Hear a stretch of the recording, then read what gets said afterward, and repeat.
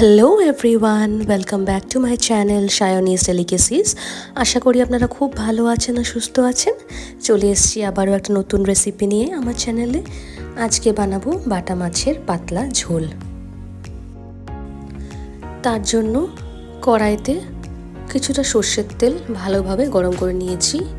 এবার নুন হলুদ মাখিয়ে রাখা বাটা মাছগুলো ভালোভাবে কড়া করে ভেজে নেব। সব মাছগুলোই এপিট ওপিট করে এক এক করে ভেজে নিতে হবে।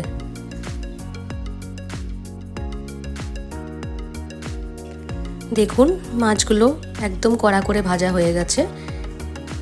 এবার আমরা এটাকে এক এক করে তুলে রেখে দিচ্ছি।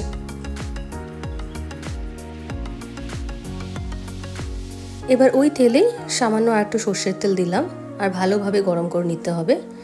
দিয়ে কেটে রাখা লম্বা লম্বা করে পটলগুলো ভেজে নেব। সব পটলগুলো এক এক করে দিয়ে একটু নাড়াচাড়া করে দিয়ে দিচ্ছি একটু সামান্য হলুদ আর নুন। এবার পটলগুলোকে ভালো করে একটু লালচে লালচে করে ভেজে নেব। দেখুন পটলগুলো কি সুন্দর হালকা গোল্ডেন কালার চলে এসছে। এবার আমরা পটলগুলো এক এক করে তুলে রেখে দিচ্ছি।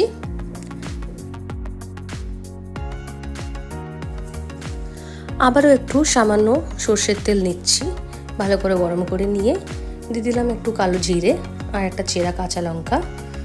এবার আমরা লম্বা লম্বা করে কেটে রাখা আলুগুলো ভালো করে ভেজে নেব। এরই মধ্যে একটু দিয়ে দিচ্ছি হলুদ আর নুন। আবারও সব ভালো করে নাড়াচাড়া করে আলুগুলো একটু গোল্ডেন কালার হওয়া অবধি ভেজে নেব। দেখুন আলুগুলো কি সুন্দর কালার চলে এসছে। এরপর দিয়ে দিচ্ছি একটা পেস্ট, যেটাতে ছিল আদা আর বাকি সব মশলা, যেরকম নুন, হলুদ, জিরে গুঁড়ো, ধনে গুঁড়ো, কাশ্মীরি লাল লঙ্কার গুঁড়ো আর লাল লঙ্কার গুঁড়ো।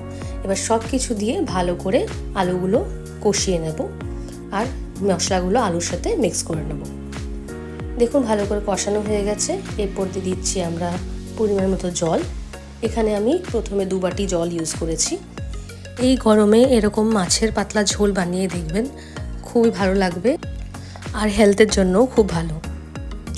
এরপর আমরা ঢাকা দিয়ে আলুগুলো সেদ্ধ হতে দেব আর মাঝে মাঝে ঢাকা খুলে খুলে দেখে নেব যে কতটা আলু সেদ্ধ হয়েছে। দেখুন এখানে আলুটা আর একটু সেদ্ধ হবে, তো আমি আবারও ঢাকা দিয়ে সেদ্ধ হতে দেব।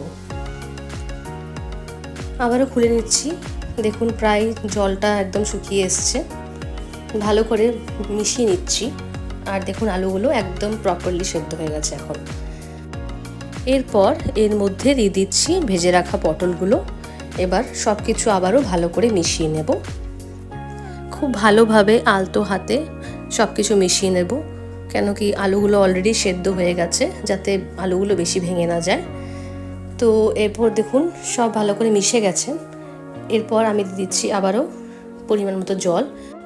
যেহেতু আমরা পাতলা ঝোল বানাচ্ছি তাই জলের পরিমাণটা একটু বেশি লাগছে এখানে। তো এবারও সব কিছু ভালো করে সাইড দিয়ে কাছিয়ে নিয়ে আবারও সামান্য 1 বাটি জল দিয়ে দিলাম আর তারই সাথে দিয়ে দিচ্ছি ভেজে রাখা মাছগুলো। এরপর দিয়ে দিচ্ছি 3টে চেরা কাঁচা লঙ্কা। ঝালটা আপনারা আপনাদের ঝালের পরিমাণ মতন দেবেন। আবার ঢাকা দিয়ে ভালো করে ফুটিয়ে নিচ্ছি। দেখুন গ্রেভিটা প্রায় ঘন ঘন হয়ে এসছে, আলুও সেদ্ধ হয়ে গেছে আর পটলগুলোও সেদ্ধ হয়ে গেছে। আমার চ্যানেল নতুন বন্ধু হয়ে থাকলে চ্যানেলটি অবশ্যই সাবস্ক্রাইব করে দেবেন আর পাশের বেল আইকনটি প্রেস করে দেবেন, যাতে যে কোনো ভিডিও আমি দিই তার নোটিফিকেশানে আপনারা পেয়ে যেতে পারেন।